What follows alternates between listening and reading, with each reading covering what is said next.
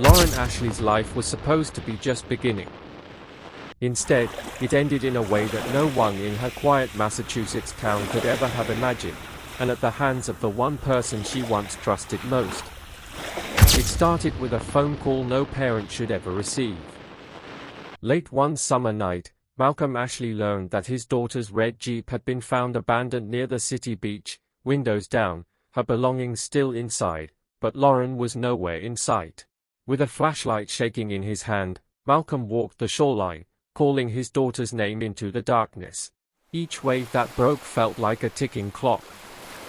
He clung to the fragile hope that if she was out there, hurt, scared, he could still reach her in time, but the ocean kept its silence.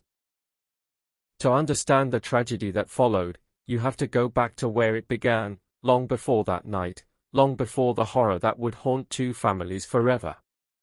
Lauren Ashley was born on April 1, 1993. Bright, driven, impossible to forget. She sang, she played sports, she volunteered, she performed, she helped strangers. At just 12, she traveled to New Orleans to help victims of Hurricane Katrina, twice. Her classmates described her as light in human form. And for years, one boy stood beside her. Nathaniel Fuger. The tall, admired football star. She, the 4 feet 11 inches, energetic performer with a voice that filled entire auditoriums. Their teen romance lasted 3 years, until the cracks that everyone ignored finally widened into something darker. Arguments, jealousy, possessiveness, break up, make up, break up again. By senior year, Lauren knew she wanted out. On her birthday, April 1st, she finally ended the relationship. She called it one of the best days of her life. But Nathan didn't see freedom. He saw loss, and the boy who once lived for football slowly disappeared into someone unrecognizable, withdrawn, depressed, drinking heavily, smoking daily, shutting out everyone around him. Lauren still cared. She didn't want to hurt him, but her friends warned her, don't give him hope. All of that would spiral months later, on July 3, 2011. Lauren finished her shift at the mall.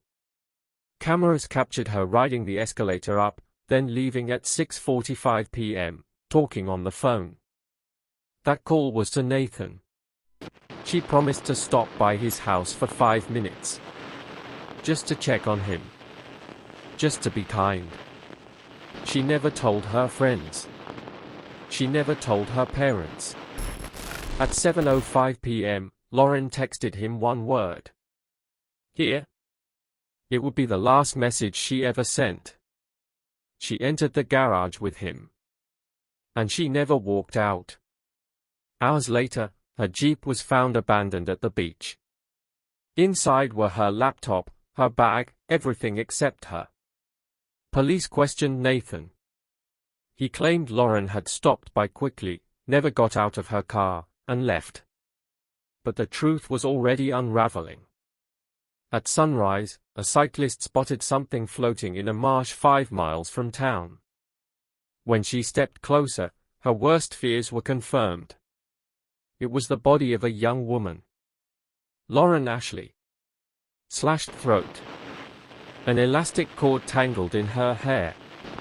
Defensive wounds on her arms. Signs of a violent struggle. Malcolm was forced to identify her body. He collapsed. His only child, gone forever. Investigators moved fast. Searching the Fuger home uncovered the truth Nathan tried desperately to hide. Blood in the garage. Blood in the sinks.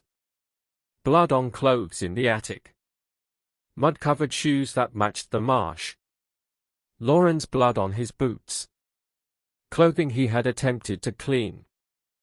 When confronted, Nathan vanished, only to be found hours later at a relative's house. He said nothing.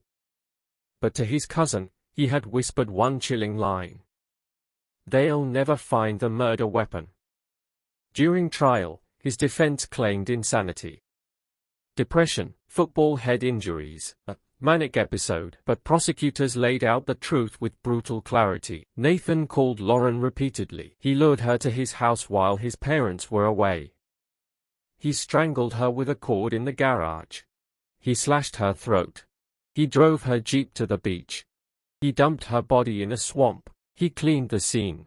Hid the evidence. Meditated, calculated, intentional. When the medical examiner testified that Lauren remained alive for several minutes after her throat was cut, Malcolm had to walk out of the courtroom. On March 7, 2013, after 3 weeks of testimony, the jury found Nathan Fuja guilty of first-degree murder.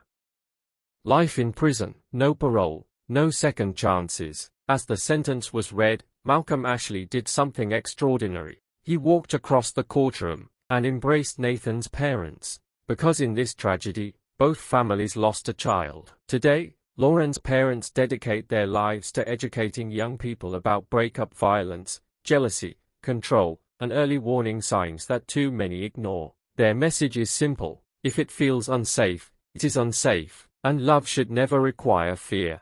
Lauren Ashley was only 18. Her story didn't have to end this way, but her legacy continues to save lives. Feel free to like and subscribe for more videos, and if you have not had enough, here are more scary cases to watch.